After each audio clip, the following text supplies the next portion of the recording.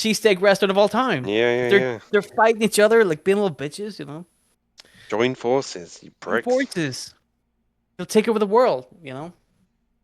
Just like Kang the Conqueror did with all the people on the Earth who wanted to join forces with him, so they could all rule the world, or something. It's complicated. I was gonna say I won't I won't keep a lot of the Philly cheesesteak conversation in the intro, but I will tell you. You did tell this exact same story 2 years ago I when we did. did our WrestleMania episode. That was like 4 hours long. I realized while I was talking about it that I spent a lot of time talking about food. What's this deja vu? I talked a lot about the food I ate because the food was really good. This is Smart Avengers. My name is Corey. With me is Dylan and John. If you're jumping in here, weird point to jump in because this is part 2 of our look back at the Kang Dynasty storyline by Marvel Comics and Kurt Busiek.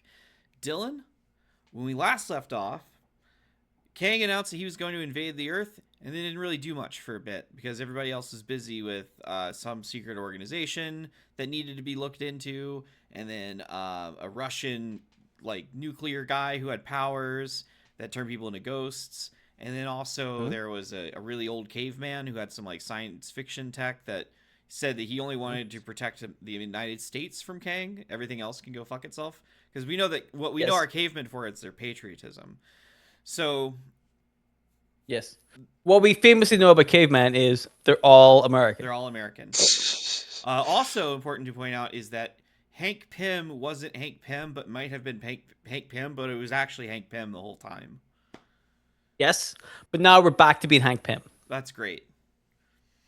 We also should point out the Trium Understanding, led by Jonathan Tremont, as some kind of weird ass cult that are very suspicious that Vision and our boy Triathlon are investigating.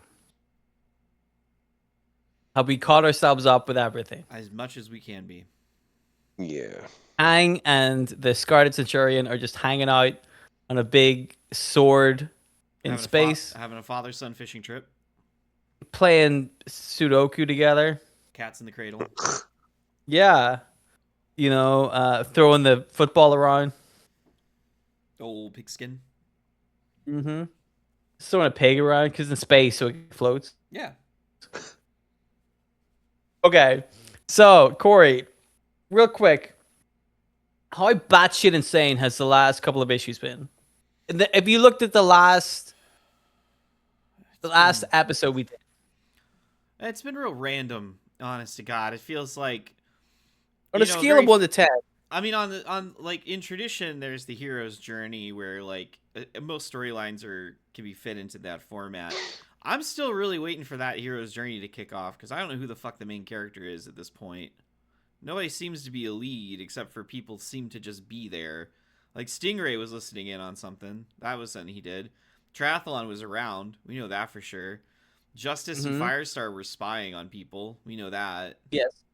Thor got really mad because he thought his friends were dead, but then they weren't dead. So he got really mad for no reason. And he probably feels bad about it. There's a lot of these B tier or C. I'm gonna say C tier. I feel Avengers being generous. Hey, Triathlon. I'm just saying, you didn't even recognize Silverclaw, and she was in our auction. Did I buy her? Probably. You bid on her. She was gonna be ladies' night, Dylan. Well, Triathlon ruined it. You certainly did. I want to. I had something I was going to say and I forgot what it was. It was about the weirdness. It is. It's weird so far. Yes. I think we can agree. And up to this point, the Kang Dynasty has had very little Kang.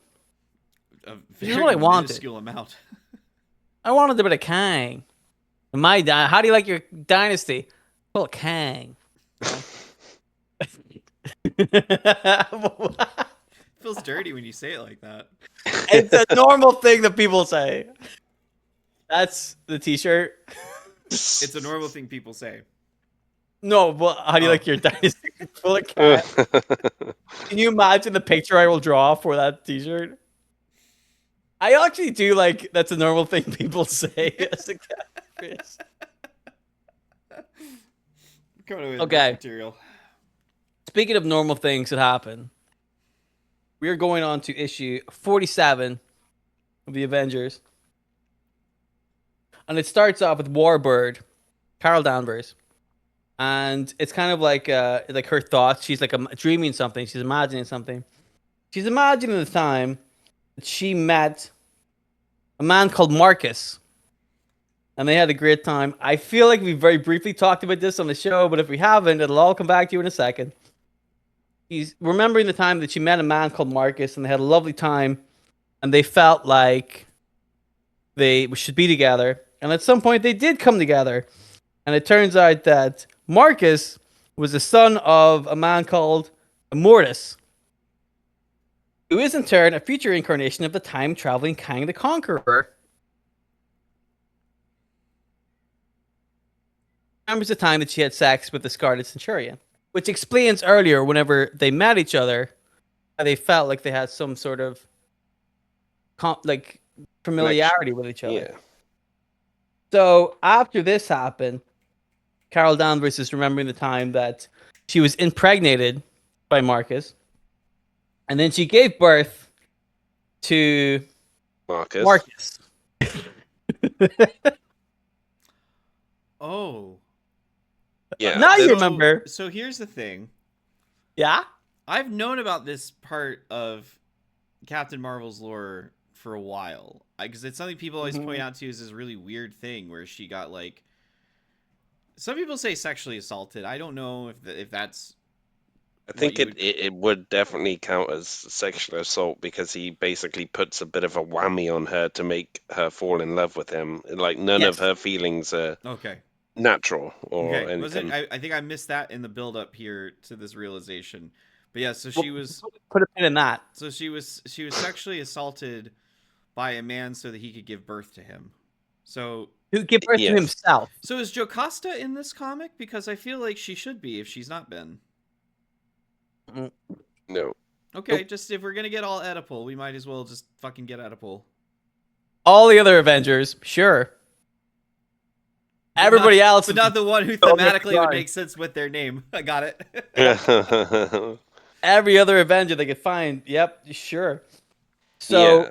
So basically, what happens is she gives birth to him in the present, but then he starts growing old, I guess, Old. and then he goes back to he goes back to the future first for some reason. And he's like, "Oh, come with me," and uses his whammy to kind of convince her to go with him. And then all the other Avengers are just like, "Yeah, that's cool. These guys seem like they're in love. See you later." Who are we to stand in the way? Yeah. it's not the weird about you giving birth to your Yourself? person who impregnated you, who then grew as old as he was when he had sex with you, who then traveled into the future with you. I don't see any issues with this whatsoever. Mom, No, I that's know you fine. gave birth to me 5 minutes ago, but there's Do you something wanna I have to tell you. Are you down? In the future, though, in the future, if I go into the future with you, it's fine. Yeah, time travel works in mysterious ways. Apparently so. So this is all kind of like flashback to remind us as the reader and Carol Danvers. Why would you want to remind anyone of this? This is nuts. Well, what's really interesting about this is at some point they mentioned that Marcus continues to grow older very quickly, and then within a week he's dead. Jesus. He grows very old because time traveling will probably fuck with you, and then impregnating a woman with yourself, and then coming out, and then growing up to be a adult, and then further growing. I can see how that could easily lead to sudden death. So she's thinking about this, and then she wakes up. She is the Master of the World's base is in Antarctica, I believe. Right. It's in some snowy area. I think it's Antarctica. And so she wakes up in the snow. After, as a recap for last episode, the Avengers infiltrated the Master of the World's headquarters. Stingray got in, and the Master of the World didn't notice. And then 5 other Avengers crept in, and the Master of the World immediately noticed and said, "Fuck you," and then blew up his base in order to stop them. because he's a fucking genius. Right? So Carol Danvers is still alive, but now she's outside in the snow. The weird beasts that the Master of the World controls come down to eat her. So she hides in like a cave in the snow, and she is found by the Scarlet Centurion. Good old Mom? Marcus. I mean, Dad? maybe? Son? Husband? Friend? Foe? He tries to calm her down, and she realizes that he had done all the shit to her. He doesn't want to be anywhere near him. She remembers the fact that he was putting the charm on her. He had some sort of charming Gambit-esque powers that were able to charm her into that. So she doesn't want to get too near him, but she will fight him a little bit. She's very weak, and her, as we know, her ability is to suck power out of people, because we saw her suck on the Scarlet Centurion's big rod at the very beginning of the last episode. So he says in the cave, "Suck on my big power rod this time." This is true. This is all in the book. And she says, "I'm not going to suck on your power rod because you'll just brainwash me into having sex with you and giving birth to you again." So they have a bit of a steal to help her, and she doesn't want his help. She remembers what he did to her, and he clearly has some sort of feelings for her. Yeah, I think it's worth pointing out as well. He's not the same Marcus that she met before, because even though he is Immortus's son, no, the dodgy He's one Kang's was son. Immortus's son. Yeah, he's Kang's son. Correct. So he's like a different. He's a different Marcus. As you said a moment ago, time travel is weird. Mm-hmm. This is what's very confusing about Kang the Conqueror, is that once you start reading into it a little bit, you will just lose all hope for what the fuck anything means. Okay. So the Marcus that had sex with her was the son of Immortus, who is a variant of Kang the Conqueror, but who isn't Kang the Conqueror. No. And this current Marcus is the son of the current Kang the Conqueror, who is not Immortus. So he's the same guy, but slightly Yes. different. But he has Yes. a different mom. We'll put a pin in that. Okay. Yeah. Put a pin in that. That one's important. Definitely write that down. Okay. Put a pin in that one. So in this issue, he explains that. He says, "I'm not that same guy. I'm not that Marcus. I didn't do that. I'm the son of Kang. I'm not the son of Immortus. I didn't do that to you." She still feels iffy, Why as you would. you? Yeah. Yeah, as you would. No, it was just a Not- different. It's me from a different timeline. What? Now, this is the bit that I am confused about. Because if it's a different man, then why would he have feelings for her? Mm. She would remember him because he looks and sounds exactly like the man that did that to her. Yeah.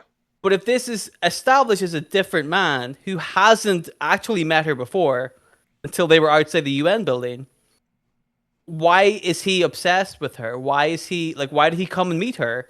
Because he tries to say, "Listen, I'm here to help you. I really like you. I want to do the best I can for you. You can trust me." Why would he do this other than just a blind attraction to a woman he just saw outside the UN building? Yeah. Because listen, I've seen so many people outside the UN building, and that shadow blind does not work. Not work. So what happens is, the two of them decide, let's just go back into the Master of the World's base. You know, the one that exploded. Let's just get back into that. So they find a different way to get into it. And then they do. They get into a different part of the base. So I guess only part of it blew up. Just the part with Which the means one that- door. Well, it means that the part with Stingray and the Master of the World didn't explode. Because he must still be in the base. He wouldn't blow up the base Yeah. with him inside it. That would be insane. That'd be stupid. That'd be crazy. So that means Stingray's probably still inside the base. We can only assume. Fan favorite. Mm-hmm. So, Scarlet Centurion and Carol Danvers are now inside the base. They fight some of the aliens.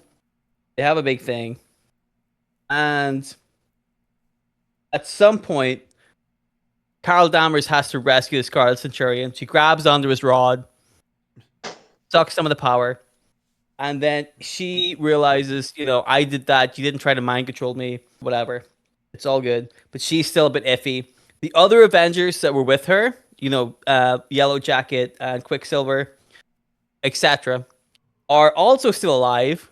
So why the fuck blow up your fucking base if it did nothing? It did absolutely accomplish nothing. What the fuck? So they tell her where to meet them. And the Scarlet Centurion says, listen, I gotta go back to my big sword base in space.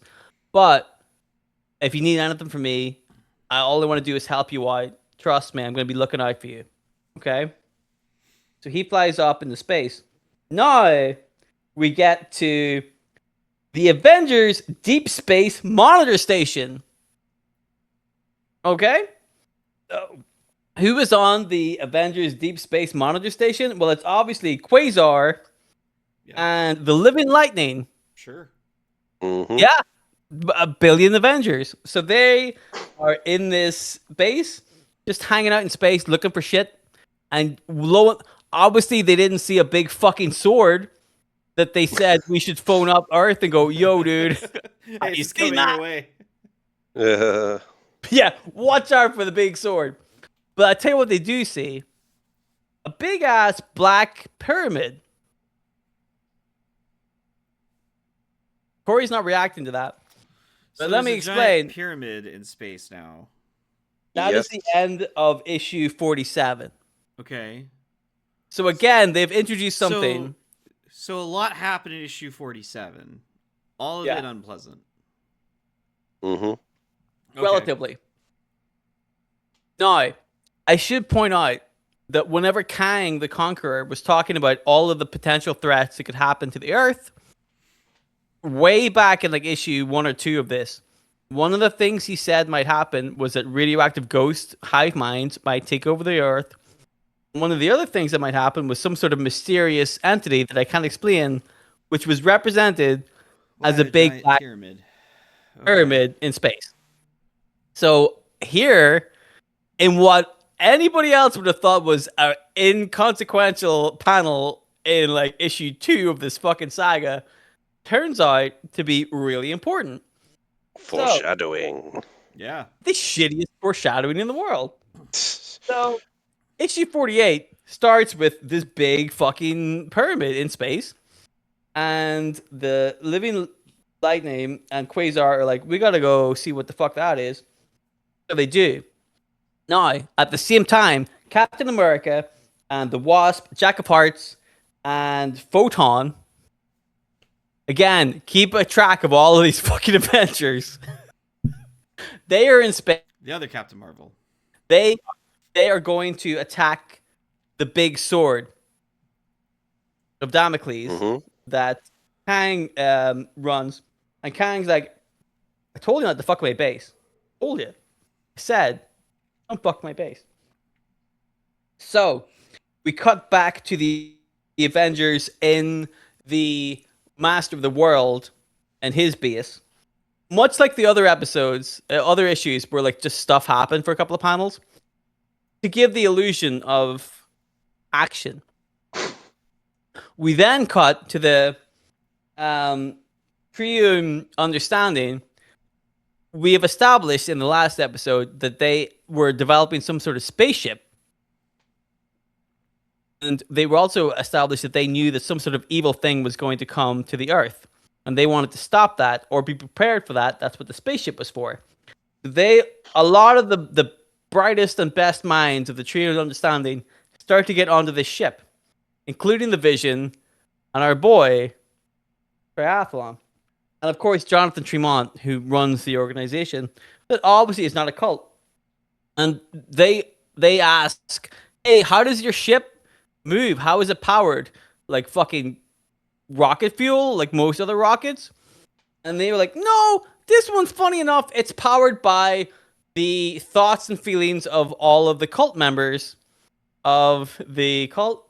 So once we blast off, all of the cult members on Earth will have like intense headaches and faint because we need their power to launch our ship. And the Vision's like, that sucks. And the guy's like, whatever, you build a ship, right? This is in the book.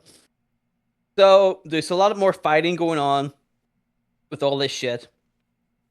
I want to establish a lot that the Scarlet Centurion keeps, while they're on the big sword of Damocles, he keeps an eye on Carol Danvers. It's like, you know, whenever you're like watching porn and then somebody comes into the room and you're like, I'm watching something else. Yeah. He's watching Carol Danvers, and then Kang comes into the room. He's like, what are you doing, son? And he's like, I'm just watching the regular stuff that's happening on Earth. It could be with anybody. Kang's like, that's my boy. This will all be yours someday. Is he playing with his rod while he's doing that as well? His big power rod. Yeah. So a lot of fighting's going on, and the Earth think now is the time to send up the Sentinels to beat the fuck out of. We cut back to the Master of the World, and we now get the Avengers meeting with the Master of the World in his like main part of his headquarters. Stingray is nowhere to be seen. That whole bit has just been forgotten about. He went there and then fucked off home. You never see him again. Job well done. I don't know why they did. This is a sticking point for me. It's so annoying that they did a bit where Stingray turns up to the Master of the World's unit, Beast. He doesn't notice when he's standing behind him. And then later on, when the Avengers turn up, he notices them immediately. I'm like, well, what the fuck? Like, how do you notice some of them and not this one? Anyway, the Master of the World makes the Avengers fight his weird dinosaur fucking things while he decides to fight Carol Danvers. Okay? Then we cut back to space. The Sentinels are flying towards the Sword of Damocles, when a big hologram of Kang the Conqueror just turns up in space, right? Just appears, a giant hologram of Kang is in space, and he says, hey man, I see you're sending a lot of Sentinels to beat me up. But what you seem to have forgotten is that historically, I'm very good at traveling through time. I'm very good at going to the Earth and interfering in different parts of the world. And one of the things that I have a big interference with is a interest in robotics from a long time ago. The robotics industry. Okay? So that's going to play off really heavily in 1 second. But I want to tell you what I think is the most annoying thing about this whole saga. Yeah. Right now. We come back to Carol Danvers fighting the Master of the World. And Carol Danvers, who we have established is one of the most powerful women, most powerful people in the Marvel Universe, is going toe-to-toe with the Master of the World, who is just some fucking guy. Right? Yeah, but he's like wearing armor that can survive all these blasts and stuff that she's, like shooting at him. Here's the thing, like we've said that he's like their villain, big deal, right? So they're going toe to toe, and it's a stalemate. Nobody's winning. Yeah. Okay, and Carol Danvers is very frustrated. She's like, I can't land a hit on this guy. I can't do anything to this guy. Right? So then she kills him. Man, how she killed him. She like blasts the floor to smash up the metal of the floor, takes a shot of it, and just stabs him in the stomach. Man, if only she thought of that earlier. Yeah. Right. So all of that shit they were doing. Yeah. Like he could survive being blasted with her powers, but then he gets stabbed with a bit of metal. That's it. of his own fucking floor. Yeah. He designed that. It's such like after this whole build-up I want the floor of this so whole nice they master of could the kill world me. shit. hmm Like I can't touch this person, so I'll just kill them. Yeah. Right? Like what? That for the record was the bit where I'm like, I gotta talk to the boys about this. Yeah. Put a pin in that. So we cut back to space. The big hologram of Kang is in space, and he basically says, because I have a history of robotics and going back in time and messing around with people, what I have done is I have put a lot of my own robotic ships into the Sentinels. So you've actually built your Sentinels with robotics made by me, Kang the Conqueror. So I'll do whatever I want them to do. So he uses a Sentinel. Whoops. He uses the Sentinels to just like beat the fuck out of the Avengers, blow up the ship that Captain America and the other Avengers were on. And then the big hologram of Kang and all of the Avengers fly down to the Earth. And that is the end of issue 48. So this is definitely a back-heavy series. Mm-hmm. I told you that you'll know exactly when it starts to get fucking insane. 'Cause Oh, it's- this next issue is pretty insane as well. So Okay. This isn't even the insane one. All right. All right. So let's move ahead. Well, let's wrap up really quickly. We'll say that the present shit seems to wrap itself up, Sure. right? That's Mhm. been We will done. say that the Master of the World shit seems to wrap itself up. Yep. Kind of hard to bounce back. We are from that. now in issue 49. I will remind you this started in issue 41. In issue 49, we now appear to be getting towards some sort of Kang business. Okay? Now, Corey, are you familiar with the concept of a Nuff Said comic? I think so, but by all means, go ahead and hit us with it. I don't remember if Marvel did this a lot or if they just did this in the specific time period. Like, they did a bit where they would do issues of comics with no dialogue. Okay. Enough said. The pictures Mhm. say more than the words do. The I most believe- famous one being like the Spider-Man Spider-Man one. September 11th. Yeah. Correct. Which makes me think that this all happened around the same Mhm. kind of time. And also, them blowing up the UN building. Ugh. Yep. Not good. Comics are created ahead of But- time. That's all we can say. They all survived. That's fine, you know. So a lot of this is going to be really quick to jump through. Basically, the crux of this is the hologram of Kang walks in this from space down into Earth Like having a little with stroll. the Sentinels behind. It just walks down, right? And the Sentinels are behind him. The Sentinels start fucking stuff up. The Master of the World, his barriers around stuff that he put up are they will have some sort of like force field. But Kang is like, hey, do you ever think of this? I'll just fuck that force field up. So we've seen the sword of Damocles shooting a laser out of itself. That happens a couple of times.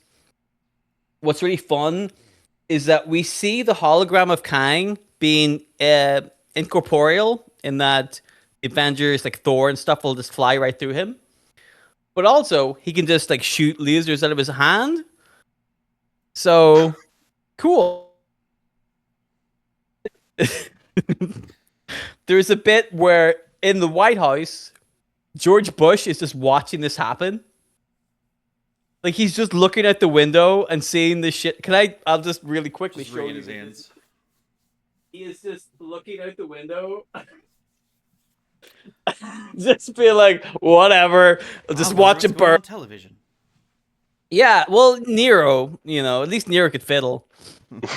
And then, so they get the president out of there. We got to save the president. That's very important. So then we have more bits of Kang and the Sentinels fighting stuff. And then Kang just gets really bored and just starts fucking shit up. Like he just starts going nuts. You see this? Yeah, he basically just blows up Washington, D.C. Well, that's the thing. I want to show you this next one as well. This is my favorite one. He just makes a bomb in his hand. He makes a bomb and then, like, literally blows people up. Just destroys people, right? So many people die in this series. And I want to go back to a pin we put in issue 1 where they saved the politicians. Yeah. In the UN building. And I'm like, you saved the politicians, but are okay to just let everybody else die? Just the people working in DC, living and working. Like, yeah, everybody dies except the politicians. Like, who is this issue for? Who are you writing these comics for? A lot of people This die. is like a pretty big thing as well, like blowing up Washington. Like, pretty fucking big. How do you walk that back? Well, he doesn't need to walk it back because after he blows up all of Washington, Kang meets with the well, how would you put it? Like a lot of generals and important people, Earth in Washington.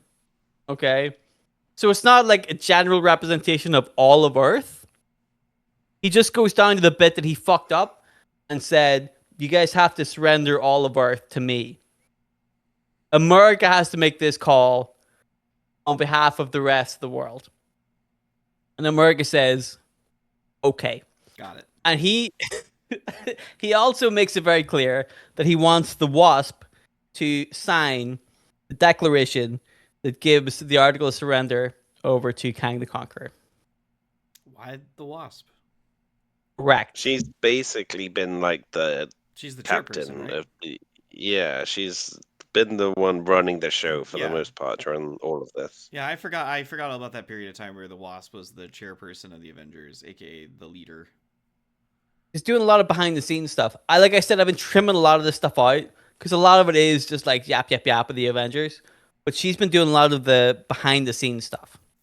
Okay. She's not fighting zombie radioactive cunts in Russia, but she's out there like looking at the big computer screen. Yep, looking at the big computer screens.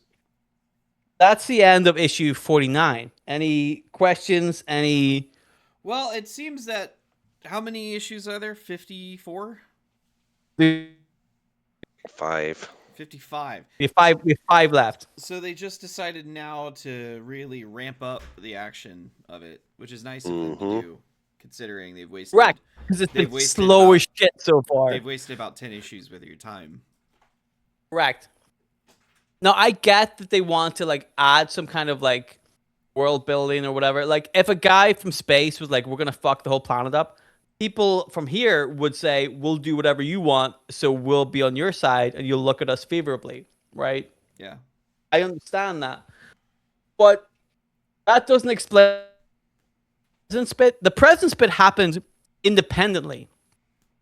And it seems as if Kang came back to that point in time specifically because he knew the presence stuff was going to happen, so that he could use that as part of his spiel. Like, I'm telling the truth because the presence is about to happen. Yeah, I mean, he's a time traveler. Yeah. You can see that working. So that makes sense from the Kang point of view. Yeah. Right? But from a reader point of view, I'm like, I just wasted like 3 issues of whatever the fuck this is. Yeah. Right? So from a character perspective, that makes sense for Kang. From a reader perspective, it's not always like, because it gets resolved so quickly. You're like, this is no bearing on the rest. Yeah, it didn't seem related at all. No, it's very jarring, very strange. John, have you any notes so far? Are we firing all cylinders? I mean, I will say the presence will come back into the story a little bit later. So he will make his presence known. He will. He's gonna grace us with his presence. There you go. Absolutely. So we are moving on to issue 50. We're very close. So what happens? This is the issue, I think, when it got like, I don't know what the fuck's going on, dude. Yeah, same. When I wrote notes for this, I was so blasé about it because I didn't understand it. John's probably the same, where I'm like, I don't know what the fuck's happening. Remember our boy Triathlon, who had fucking nothing to do with any of this. Yes. He was like the 3D man. Yes. But he wasn't a 3D man. He's Triathlon. Yes. And there was a 3D man before him. Sure. And I think maybe a 3D man before him. My father. This is how confusing it is. This is how confusing it is. It's a lot. So Of, basically, it's a lot of emphasis for a character that is nothing. That has no bearing on anything and will not be seen after this. Has never had any bearing on anything. The big black pyramid in space has something to do with the power of the 3D man. Okay? Oh, sure. Which is lucky for us. The triathlon now is in. Yes. When we were doing the auction and 3D Man / Triathlon came in, one of his big selling points was that he had the power to instantly know when someone was a Skrull. Correct. So I guess it makes sense why a pyramid from space would be tied to his powers. Because it'd be such a weird power to have if you just got like your powers from like, oh, I got doused in some chemicals and struck by lightning. But also, whenever the Skrull invasion happened, which was what, 2008? A couple years after this. Yeah. Was Triathlon there? Nope. I think it was Agents of Atlas at that point. Couldn't even put him in. His one selling point. They're like, nope, don't need him. That was his time to shine. It would have been too easy. Exactly. You got to get rid of him for that reason. It wouldn't have been too easy. It would have been the most appropriate use of that man. Okay, so Corey, bear with us for a second. Just a minute, though. No more. Well, I try to understand. And John knows what I'm talking about. This, for me, was the episode. This is the one that broke me. So, Kang the Conqueror blew up Captain America's spaceship in Earth. Or in space. But Quasar and Living Lightning were on the other base that saw the Black Pyramid. So they come and rescue Captain America and his group of Avengers. So they're safe. Now, the spaceship that was owned by the Triune Understanding, which has Vision and Triathlon on it, and Tremont, the owner of the cult, that spaceship rescues the other Avengers and brings them onto the ship. And all the way through this, we see flashbacks of some people doing stuff that involves like a brother or a counterpart to themselves, potentially 2 or 3 people, ideally 3 people, if that makes sense. Okay. This is 3D man. So this is where it gets really complicated because I'm never sure which one of them is which. Yeah. But some people do some stuff, yada yada. The Trium Understanding bring everybody to the Black Pyramid, which they originally said was the big evil that they have to stop. Not the fucking sword. Don't worry about that. That's not evil right, man. Yeah, that's bullshit. But a pyramid, fuck that. Then we cut to some sort of like 1950s characters. I assume it's the original 3D man. Yeah, Chuck and Hal, I think. Yeah, they were brothers. One was strong, one was weak and sickly, or whatever. And then something happens. The Skrulls appear in this, by the way, so that would explain why one of the 3D men can figure out who the Skrulls are. And they try to like reach each other, but they end up like forming into each other. The 2 brothers. Yeah. So that's how 3D man comes together, because 2 brothers equals 3Ds. We all know this. Work for the Dudley boys. Yeah. They had 3 brothers. They had 7 brothers. They had multiple brothers. There were a lot of those. A lot of brothers. Think about it. A lot of brothers. Who's Some your more favorite? shit happens with Spike. I like Spike too. Big dick. John, we asked what was your favorite Dudley boy. We're not talking about Scarlet Centurion and his big rod Wasn't he here. the dad though? No. Was he? No, He was no, the no. dad. Okay. No, Big This Dick means- Dudley was not the dad. This means nothing. Continue. Oh, this is more fun.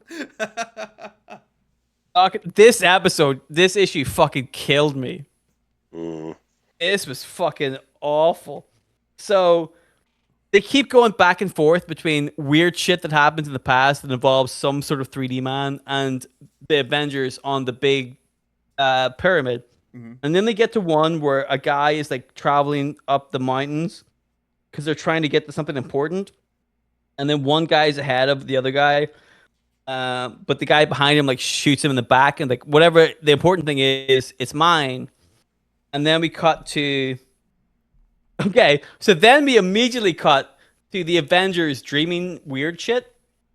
And then it turns out that the Avengers that are dreaming that weird shit, because they went to the big alien pyramid, have been abducted by those aliens and put into like stasis pods where they're just standing there dreaming about shit. I will say really quickly that this next bit that I'm going to explain to you happens in 3 pages. Okay? They have dreams where they are just dreaming stuff, and then we see them being captured by the aliens, being in the stasis, and then Captain America breaks out of the stasis. Sure. It happened in 3 pages. This, for example, this is them in the stasis. This is Captain America breaking out of the stasis. That's it. That's 3 panels. That's the other page. That's it. That's it. Ah, man, we tried everything and nothing worked. So, that's The Simpsons. So, then they realize that the Avengers, after they've broken out of the thing, are in a spaceship full of aliens. How do we beat up the aliens? Well, we'll just shoot them with all our powers, right? And we learn more about the 3D men. And we learn more about Jonathan Tremont, who wanted the power of the 3D men. He was one of those people in one of those flashbacks. I know which one. It's the one where the man is climbing the mountain, and the man comes up behind that first man and shoots him in the back and steals the power. Yeah. That's Jonathan Tremont. So he at some point just powers 2 other people to come out of himself. Okay? Okay. I can show you that panel too. Here is Jonathan Tremont shooting 2 people out of himself. There they are. And Lord Templar. Sure. Oh, they have names. Okay, Yeah. that's nice. Yeah. They're fully. They had names. Formed people. So then now we have a big fight, and now we're like, well, who is fighting who? Are the aliens fighting the Avengers? Are the Avengers fighting this guy? Like, what the fuck is going on with this episode? There's a lot of fighting, but we don't know who exactly. This issue is so confusing. Mm-hmm. So confusing. What did we say this issue was? Was 50. 50. Yeah, it's so bananas, right? And it goes on forever. It feels like this is the longest issue of all time. It just keeps going. So Triathlon is like, you know what? I realized I used to be the 3D man or whatever. And I remember that I was the guy that you shot in the back. I was the guy climbing the mountain. But he wasn't. It wasn't him. He just remembers the memories of that guy. Weird. Because Triathlon's a black guy in his like 30s, and the guy that got shot in the back is like a white guy in his 50s. But he just has the memories. So Triathlon walks to a different part of the pyramid and finds a smaller green pyramid on the floor that he just touches, and then he gets the power of the 3D man. And so he pulls the power out of Jonathan Tremont and becomes the most powerful 3D man there is. And then he is able to control the Black Pyramid, and he is able to get rid of the aliens and then also silence Jonathan Tremont completely. That is the end of issue 50. Do we have any questions, or would you like me to move on? Why would we have any questions? Yeah, no. I mean, I'm so glad that the mystery of the 3D man was solved in the midst of our Kang Dynasty. We wanted to know.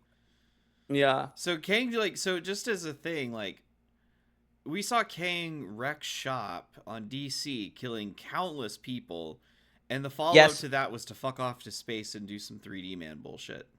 Well, I should really quickly say, the very end of that issue is the Vision comes up to Captain America and says, I've just heard that Kang has conquered Earth. Okay, cool. Glad we... Again, it just feels like... it feels like they could have had just different storylines, but whatever. Listen, issue 51 is going to fly past really quickly. Yeah. Issue 51... I wasn't intending on this being a 3-parter, so I hope... It's not. We're getting this one and the last issue will Nothing. fly through. Okay. Nothing. So we established that Kang is taking over the Earth. It's been like 3 months, whatever, like a long time. And then Kang has like established a bunch of bases on Earth where he traps all of the superhumans. And we see one camp in particular, which has Wonder Man and Scarlet Witch, who we famously saw on horses way back in the first issue of this fucking saga. They're in this same camp. Still And no they horses. no, oh god, no. They have like things around their neck because inhibitor things only work around the neck. We know this. At some point, they figured a way that they might be able to screw the system over. And what they do is they come up with a plan that essentially lets Wonder Man escape the base. Yeah? Okay. Mm-hmm. That's it. That's the issue. That's the whole fucking issue. We're on to issue 52. All right, there you go. Any questions? But Any doesn't notes? I will add, like, they were a couple before, and in this they kind of realize, oh, okay, maybe I love him more like a brother, and I love her more like a sister than like Mhm. romantic love. And I think doesn't Wonder Man at the end of this like seemingly get destroyed as he's making his escape as well? So he basically fakes his own death, Yes. so they don't That's go looking for him. That's the hook. Well, yeah, put a pin in that. Because Yeah. the way this issue ends is that it makes it seem like Wonder Man is dead, but then he escapes. Yeah. And because of what Wonder Man can do and his power base and stuff, the end of that issue makes you think, well, they wouldn't showcase Wonder Man escaping unless that was going to be a big deal. Exactly. Yeah. That's clear that the whole issue was about Wonder Man escaping. Either that whole issue was about Wonder Man escaping, or that whole issue was about him and Scarlet Witch going, I don't want to fuck you anymore. That's right. Either way, those it's super options. important stuff. And one of them you think is important to this fucking story, You would right? You would hope. You would hope. So, we're on to issue 52. We see more fighting between a lot of the people. There are resistances, there are cables of resistance that have escaped Kang's reach, but they're still fighting. Kang is still pretty confident that they're going to win the fight.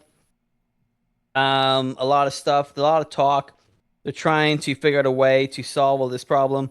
The guys in the Black Pyramid, the Triathlon is now in charge of the Black Pyramid and can control it. They decide to drive that Black Pyramid towards the Damocles sword, try and stop Kang, instead of going to Earth to see what the fuck's up over there. A lot of stuff happens. Now, we've talked about the fact that Kang's army has been fighting in Europe and has done pretty well for themselves. But at this point, armies start to rise up on behalf of Earth against Kang's armies. And who were those armies? But the Atlanteans that we saw in issue 2, the Deviants that we saw in issue 2, and I believe the Russians, including the Presence that we saw in issue 2. Mhm. So they, in a manner of speaking, have come back around.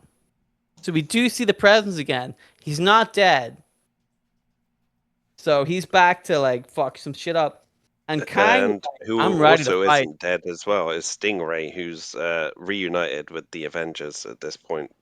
That's what I'm, like, Stingray's bit just ended. Like he broke into the base and then did nothing and then disappeared and then came back. Yeah. Job well He done. didn't do anything. So Job Kang well is pretty fucking pissed. Kang is really angry about this. He's like, we gotta start fucking shit up. And then the Black Pyramid intercepts the Damocles base, and Kang is like, I'm gonna show you. So he does the hologram thing again, and he becomes a big hologram in space, and he just starts fighting the pyramid. Okay, What does that look like? I can show you. It's like this. Okay, I was just wondering if it was him just like trying to put a pyramid in a headlock or something. Captain America became a giant hologram in space as well. Okay. End of issue. Sure. Okay, sure. So now we're going into issue 53. We've got 3 more issues, 53, 54, 55. Okay? So now We go into issue 53. Inside the Black Pyramid, Triathlon is controlling the pyramid, and he is able to use the technology in the pyramid to make Captain America appear as a hologram the way that Kang does, because they have the same technology as Kang does, I guess. I don't know. So they have this fucking cool ass fight in space, right? And I'm going to be honest with you. I've sat through, what have we sat through? Fucking 10, 12 issues at this point. Yeah. This is the best bit. Yeah. They just start fighting in space, and it looks cool as hell. I love this bit. Like, they're just beating the shit out of each other in space. I loved it. Like, fine. Again, the Kang Dynasty, we finally get to see Kang doing shit. It's great. So the other Avengers are trying to break through the sort of Damocles base to get to beat him up, whereas Captain America and Kang are just fighting each other in the background. And they finally find a way to get through his forces. So at some point, there's a jarring moment where Kang loses control of his hologram. And he kind of like wonders out loud how this happened, because he's a master of time and space. He's been traveling through time. He came to Earth specifically to this time period because he knew this would be the best time to attack. He knew that the Russians were going to do the present shit with the ghosts. He knew that the master of the universe was going to do his weird shit. He knew that all this stuff was going to happen. But he doesn't understand why the Avengers were able to eventually best him. There was something that happened in the master of the world's base that threw his whole game plan off, and he can't figure it out. And this is very quiet about this. It was like, oh, it could be anything. No context that the Scarlet Centurion has been monitoring Carol Danvers, has been keeping an eye on her, has said, I'm going to do whatever I can to help you out, and has therefore been like giving her an easy time, suppressing the master of the world's base and doing all this stuff to help benefit her, which has led them inadvertently to turning the tide in the war against Kang. Kang's not happy about this, but he says, fuck it, I'm a fighter, I'm a warrior, I'm going to go down with the ship, I'm going to keep fighting, I'm going to go back in and beat up Captain America, I couldn't give a fuck, right? Loads of shit happens where they fight in space for a long time. I mean, like, for a long time. It's just them fighting in space, which is really nice. And at some point, Kang is like, hey, this is it, my ship's about to explode, I'm going to crash land on Earth, that's fine. He sends Scarlet Centurion off into like a space pod. I'm like, I'm going to keep you safe, my son. I love you. This will all be yours later. Just you walk away. I'm going to go down to Earth. I'm just going to sort everything out myself. Kang the Conqueror fights to the end. What he says. And then his base starts to fall down to Earth. That is the end of issue 53. Okay. Any questions or no? No. I've got a couple of small notes. That Jonathan Tremont guy basically sacrifices himself to help like smash the shields of the Damocles base, so the Avengers can get in there and fuck shit up. And then Warbird also kind of comes face to face with Scarlet Centurion again on the base, and they're both like sort of hesitant to attack one another after sort of come into that uneasy truce previously. So like it feels like maybe the seeds are there for them to kind of have a relationship or something after this. I don't know what actually happens afterwards. I'd imagine, Yeah. your dad Yeah. killed countless people, and an exact duplicate of you that somehow isn't exactly you, like sexually assaulted me, made me give birth to you, and then you fucked off into space. It's a difficult foundation to build a relationship on. I would say so. But either way, that's how this one ends, with Carol sort of smashing up the ship's power core, and that like sends the Damocles like crashing down to Earth. Yes. Well, I think that a big part of that, like John said, was the relationship between Scarlet Centurion and Carl Danvers. Even if it's not a straight up relationship, there's something complicated going there, and that's clearly the reason why Kang's idea fell apart. Also, it's worth pointing out as well, no Wonder Man in Yes. this issue. So He doesn't appear He blew at all. up, but he's still not around. You waited a whole month to see what happened with the Wonder Man. I hope Simon Williams survived. Well, keep hoping for another month. Turns out, fucking who cares? So now we're gonna get on to issue 54, which is my favorite issue. This one and the one before that, because they were like, finally we got to like the fucking show. Mm-hmm. You know, we were like, finally.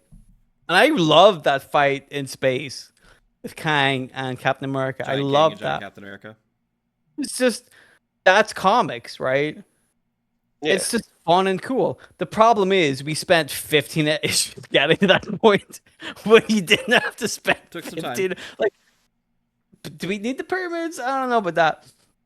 So, the Sword of Damocles falls onto Maryland because everything happens in America and kills a bunch of people because a big spaceship falling onto the Earth would kill lots of people. Kang gets out of the spaceship and is like, I'm going to fuck some stuff up. And again, that's what I like about Kang in this whole show, is that him as a character is portrayed very, very well, very clearly. He's very straight up about his rules of war. He doesn't like pussyfoot around it. He's like, listen, I'm going to fight Captain America right now, toe to toe. And if I beat him, then I win. And if he beats me, then he wins. Those are the rules. You know, I really like that. So they just start having a big fucking fight, and it's amazing. Captain America wins, and they arrest Kang. And the Avengers are like, let's have a big celebration that thousands of people fucking died over like 4 months. Well, and that's also the thing that you point out, is that the Earth has been under Kang's rule for 4 months now. Like, you don't just bounce back from that. The infrastructure is fucked completely. Like, we were out because of, like, so we're still dealing with the ramifications of the COVID shutdowns. So if you looked at it through that kind of guise, like, so the means of production, everything about our way of life on Earth for 3 months came to a grinding halt because of this blue-faced motherfucker from space. Correct. Okay. Basically. So we had a big party like it was the end of Return of the Jedi. Kind of. There were some people playing drums with like helmets of Kang's head. Put a pin in the celebrations. Yeah, have we covered all the stuff that we put pins in? I think we have. I think so. I think we have covered everything. If we haven't, leave it in the comments, and we will definitely remember to cover it later. The thumbnail for one of these episodes needs to just be like a voodoo doll of Kang the Conqueror that's just covered in pins. Okay, so everybody's really happy that they won the war, and then we cut to Montana, because if you're gonna put a Time Lord in the prison, you're gonna stick him in Montana. Big sky. And Kang is very much like at peace with his situation. He says, "Look, man, this went about as well as I thought it would." Like he's like, Captain America bested me. I did the best I could. This is the result of that. He's again all the way through this. As funny as it is to just ignore Kang all the way through it, the characterization of Kang has been consistent and on point all the way through it. He's very correct, very straight up with his rules of war and the way he conducts war, the way he conducts himself. He's very straight up about it. He's like, when he sent his son out into space, he's like, I'm the one that's going to finish this myself because I started this. This is the only fair way to do it. So he's in prison and he's like, well, I'm going to get killed because of this, but that's just the way it is. And then he is broken out of prison by the Scarlet Centurion. And Kang says, leave me be. I don't want to be taken back. But the Scarlet Centurion is like, no, father, you've loved me. I will help you. I will do everything I can to help you. back on a different space base, not the sword, some other spaceship that I guess the Scarlet Centurion has secured for himself somehow. Kang gets back into his armor and is like, well, this is nice. And Scarlet Centurion is like, now that we're back together, we can rule the world again. Kang says, you should not have rescued me. I don't think that was appropriate. You should have just let me die, because then you could have carried on my legacy after me. That's all they wanted from you. And that's another trait all the way through this, is he has been very vocal about trying to give his son everything. That's been a big selling point through this. Correct.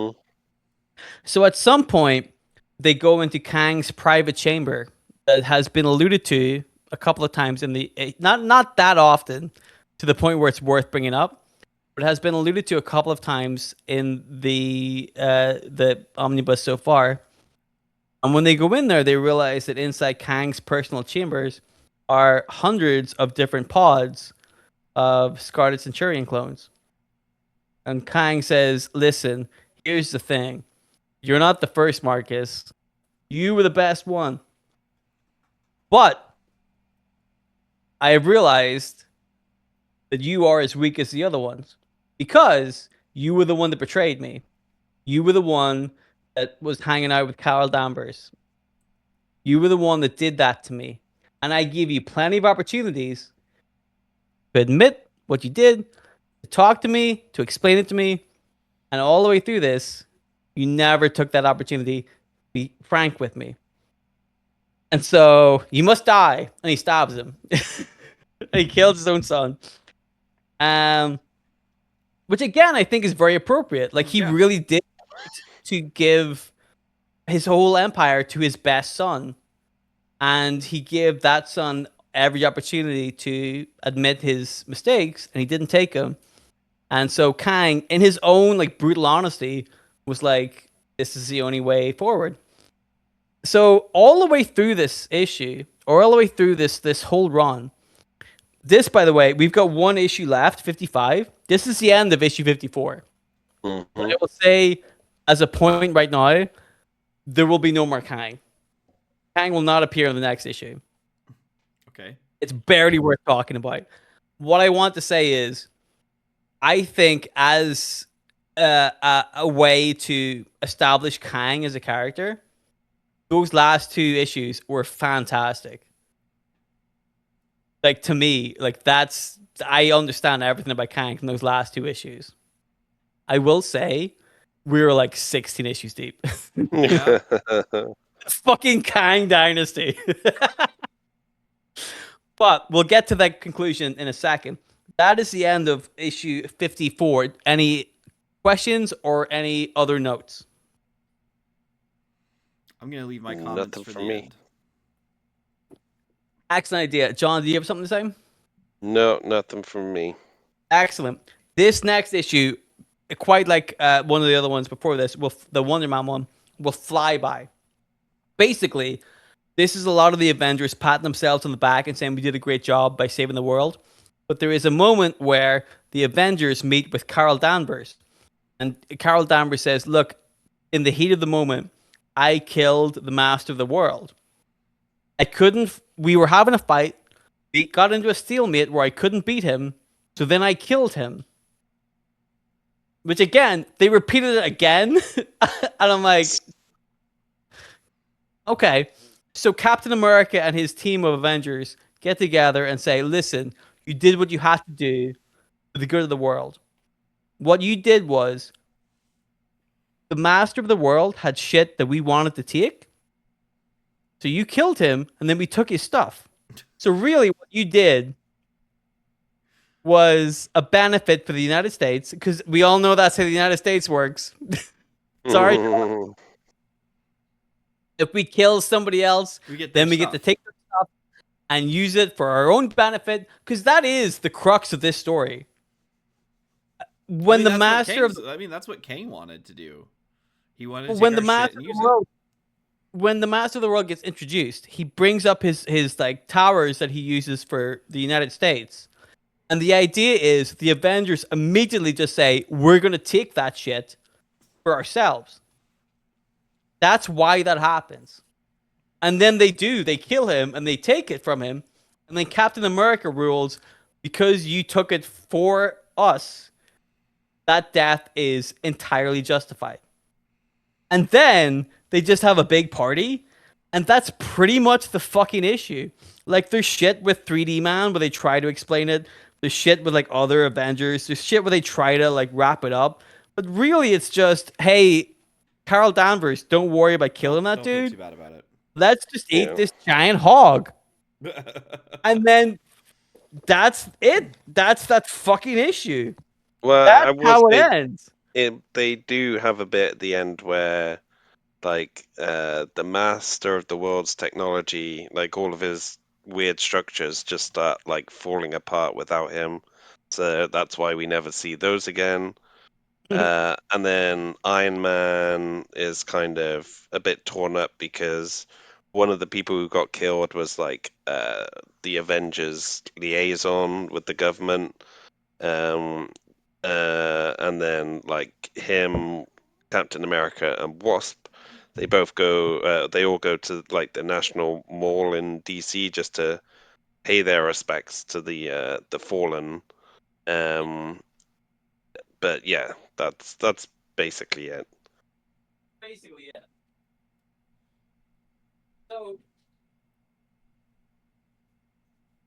So now that we've got to the crux of the Kang Dynasty, now, you know, if there are people listening and being really critical, they might say we missed some stuff out. But I think that, like, by and large, we hit the most important story beats. I think we can agree on that. Mm-hmm. And I think that having read it, I said to you that you would be able to tell when shit went off the rails completely. And to me, it was when it started doing that weird shit in the Black Pyramid. Yeah. Now, Why what does this have to do with anything? so Because part of that was Triathlon suddenly had the power of the 3D man or whatever, and the Black Pyramid, he had all this power, and then he comes back to Earth, and he's like, I'm going to be away for a little bit to understand my power. And you, like, never see him again. That's it. They introduced this bit for, like, 6 issues, and then just never talk about it again. So I've got a because it's centered around triathlon and nobody cares. Kurt Busiek invented the character, and he wanted to give him an origin story, and by God, he was going to give it to him. Correct. So, a couple of points that I'm still not 100% sure on. What happened to Wonder Man? Nothing. Okay. No, I think he just showed up with the other Avengers. Shows Like, up at the end to celebrate. yeah, He is never, after that big issue where he escapes and you think he's going to be a big deal, he does nothing to influence nothing of him. significance. Nothing at all. That whole issue was a waste of time. We have established that Marcus, who was the Scarlet Centurion, was not the same Marcus that seduced Carol Danvers via dubious means and then made her give birth to him, essentially, in a weird roundabout way. Mm-hmm. Yes. So is the reason we know that the Marcus that was Scarlet Centurion was killed by Kang and revealed that he was just one of many clones of Scarlet Centurion. Is that to also suggest that the reason why the Marcus baby that Carol had aged so quickly and then died was due to the fact that it was just like a weird faulty clone baby? No, because they did establish that the Marcus that they had sex with was the son of Immortus and not the son of Kang. Because there was a big part of one of the issues that John covered where Kang, in weird, like, not necessary detail, talks about how the way he impregnated the woman was he just found somebody with attractive traits. Yeah. Yes. And then impregnated her that way. That's how his son came about. We don't know how the son of Immortus came about because, in terms of this, Immortus and Kang are technically 2 different people. Okay. Mm. Sure. So we don't know what happened with. Now, you could argue that maybe that was the issue, and that once you start being a weird time traveler who has 4 different variants, that maybe your kids are going to be a little bit fucked up. So my question, I guess, So we'll go with this. These are my thoughts on Kang Dynasty, and then we'll wrap the show up because we've been going for a good bit on part 2. There's a lot Yep. happening.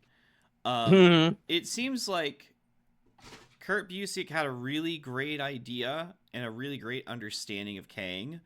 And his great Yes. idea was he wanted to tell this really epic story with Kang. And Yes. because it's Kang and he's a time traveler and stuff, it gave him this opportunity to set up like all these various little plot lines and have them tie into the bigger story. But it sounds like his attempts at tying it into the bigger story, there wasn't enough meat on the bone to justify doing that. Yes. Because I agree. it seemed like really odd at best. And it's like, you know, I'll give you points for ambition, but the execution was bad. Yes. I think so. Like, I really enjoyed the Kang parts. I thought as a Kang story, every time you see Kang, you understand everything you need to know about that character. He is written incredibly well. You get his sense of like not just ego, but his own sense of like honor and importance and like how he conducts himself. As it like I've read very few Kang stories, but I would argue that it would be harder to find a better representation of Kang the Conqueror than this story. Yeah. The problem is all of the other shit. Like all of it. So whenever you were looking at that reading and they said 3.9, like above average, like I do not believe that to be correct because there's so much padding. Like you said, that shit with triathlon and the pyramids and the trio understanding or whatever, you don't need that. No. I understand part of it. I understand like the presence kind of bit, I can see that making sense. But a lot of stuff just started to happen. And you really start to lose the sense of identity that this comic is supposed to be about. Like we said in the first half, like the whole of the last issue or the last episode that we did, Kang didn't do a fucking thing. He blew up the UN building and saved the politicians. Again, I want to highlight the fact that they saved the politicians and they saved the president of the United States. That's standard operation, though. They sent him into like a portal that brought him somewhere else, so he was safe. But they killed hundreds of other people, thousands of other people. And that I felt was very interesting that you would prioritize the dumbass politicians of 2001. That's As just opposed to that's like a regular trope, people. though. I mean, that's always been a trope that the alien invasion's coming, the president gets evacuated, that kind of deal. No, but the people of the UN? That happened in the first issue. Well, so real quick though, like I said, I feel like Busiek had he definitely went into this wanting to make this epic for Kang, and I think he succeeded in that aspect of it. The problem was adding all of the things that would make it an epic in general. Like the Odyssey, for example, to go really highbrow. The Odyssey is very long. But the crux of the story is this is Odysseus and he needs to get home. All the shit that happens in the middle are B and C plots. They have beginnings, they have middles, and they have ends. But ultimately, it's all about getting Odysseus home. But there's a purpose to it. Exactly. It all serves to the larger function. But whereas this didn't happen. A lot of this, like all that Black Pyramid shit. I think it was just there to establish. I feel like it was just there to kind of establish that, like, hey, Kang the Conqueror is from the fucking future. Here's how you could tell. He called all this shit was going to happen, and it did. Correct. But to put so much focus on the Black Pyramid and to make triathlon like a big deal. Again, that was his vanity all project. of that was like, I get it. If I created a character, I want to make him a big deal. But as we established in our last episode, triathlon did fuck all in like 7 issues. I did, by the way, find out that the reason why he didn't use he was around for Secret Wars, but the ability to see scrolls didn't come around until partway towards the end of the Secret Scroll storyline, the Secret Invasion story. Oh. I just found out he could see him. What the fuck does that mean? When we do our Secret Invasion storyline, our episode, we will go into depth. I was gonna ask John, like, what did you think? So for me, after having read Kang Dynasty, I think it's a great Kang story, but the rest of that shit is superfluous and it's way too long. But for me, it's a great way to characterize Kang as a character. So I wanted to know what you thought about it. I mean, I think like the story elements are there for a reason. Like there's Yes. will tie stuff in as well that happens earlier in like the the overarching storyline to kind of make it feel like it was worth the effort of going like extra issues covering all this stuff. But Yes. I don't think the actual execution of it was good enough to kind of justify it in the end. So like it felt like a lot of it could have been cut out or condensed or just like, Yeah. a bit more concise, because however many issues it was, like 16 or whatever, we did not need that much time to tell that story. But even then, though, I think if you're gonna tell a story called the Kang Dynasty, it's okay to give it a lot of time. Mm. But I think that a lot of the problem was it was like filler. Yeah. I Yeah. mean, There were they gave definitely him two time, issues. He just didn't have anything to fill it with. There was definitely two. Like, so one of the things we did put a pin on was that I remember that you have to wait a month between issues. So if you waited a month to get to a cliffhanger, and then the next month is the Wonder Man bit where he escapes from prison, Mm. and then the next month is where they're fighting Kang, and it's got fuck all to do with Wonder Man. You are going to be like, this has been 3 months now, and I'm not like, if you cut that bit out or condensed it and put it in a different, because they were doing that a lot in the early issues. Like panels were just like, here they are in China, here they are in Canada, here they are in Russia, and then they made a whole issue of them just in one camp in somewhere in the United States. You know, a lot of the pace. This is what we said before. The pacing is all wrong. Yeah. Yeah. Whole thing, like the pacing is bizarre. They needed to. Part of it as well, I think, might be the build up to the Kang fights, because the issues I enjoyed the most were where Kang was fighting Captain America, because they were real and pure. They were just like, this is two guys just hand to hand fighting, even though one of them was in space. Yeah. It was fun. It was great. It was such a cool visual. Like, it was fun.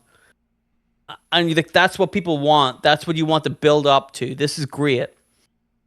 But I think the way they built to it was anticlimactic in that, if we're going from a pure wrestling point of view, other than Kang saying, I'm going to invade the Earth, what heat does he have with Captain America? Because all the way through that issue, Captain America has had so many problems with other stuff. He got taken over by the Presence to become a radioactive ghost monster, and then once he was rescued by Thor, they never talk about that again. No, he was fine. It was okay. He just moves on and talks about the Sentinels. So like, the issue between Kang and Captain America should have been much more focused on. That's what I would have done. But like I said, I did think as a Kang story, it's very enjoyable. But as a story as a whole, it's kind of lackluster. I would say like average. The other guy said, what they say, 3.9 out of 5. You're probably talking a good 2.5 at max, because it just doesn't hit the cylinders it needs to hit. All right. Well, John, speaking of ratings, where are you at with your movie watch? We are still in 2025 at the time of this recording. And yeah, what's going on with your movie watch? So I am now up to 1,166 movies. 1166. That is impressive.